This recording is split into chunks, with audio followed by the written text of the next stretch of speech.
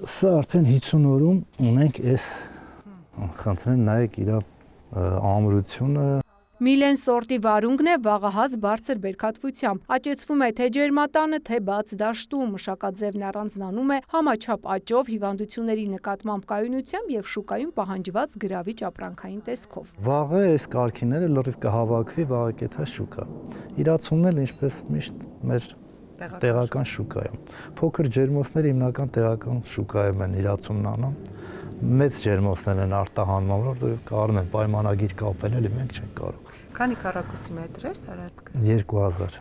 Մինչ հիմնական ջերմատնային տարածք տեղափոխելը բույսի աճեցումը սկսվում է թաղարներում սերմից սացիլի ստացմամբ։ Փորձառու գյուղատնտեսի խոսքով վարունգի վեգետացիոն շրջանը մյուս բանջարեղենների համեմատ ավելի կարճ է, ուստի հենց սկզբնական փուլում ապահովված ճիշտ խնամքը որոշիչ նշանակություն ունի հետագա բերքատվության համար։ Այդ պատճառով սացիլացումն առանձնացվում է աճեցման հիմնական տարածքից, ինչը թույլ է տալիս նվազեցնել հիվանդությունների ու վնասատուների ներթափանցման ռիսկը եւ ձևավորել առողջ հավասարաչափ զարգացող բույսեր։ Սա 15 օրական բույս է, որը դեռ երկար ժամանակ ունի, մոտավորապես 1 ամիս։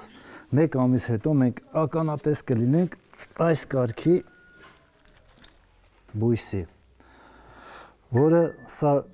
ժամանակն է, որ տեղափոխվի մեծ ջերմոց։ Արդեն այս փուլում ջերմաստիճանի, խոնավության եւ լուսավորության ճիշտ կառավարումը թույլ է տալիս կանխատեսել բերքի ծավալը։ Տարվա ընթացքում ունեն 2 ակտիվ բերքահավաք՝ 3 ամիս գարնանը եւ 3 ամիս աշնանը։ Մյուս ամիսներն էլ լիարժեք աշխատանքային են հողի մշակության, վարու ցանքի ու նոր արտադրական ցիկլի կազմակերպման համար։ Բերքահավաքը մոտավորապես 60-ից մինչև 90 օր մենք հենց ակնկալիք ունենք իրանից բերք հավաքելու։ Այս մի թուփը քանի կիլոգրամ է։ Մի թուփը տալիս է մեզ մոտավորապես մինչև 5 կիլո։ Դարակերտում տարիների ընթացքում տարբեր մշակաձևեր աճեցրած Արմեն Սիմոնյանը վստահեցնում է նույնիսկ ջերմատանը, որտեղ հնարավոր է վերահսկել կլիմայական պայմանները, բարձր արդյունքը պայմանավորված է ճիշտ սնուցմամբ բույսին անհրաժեշտ օրգանական պարարտանյութերով։ Մինչև 3-4 մետր, որ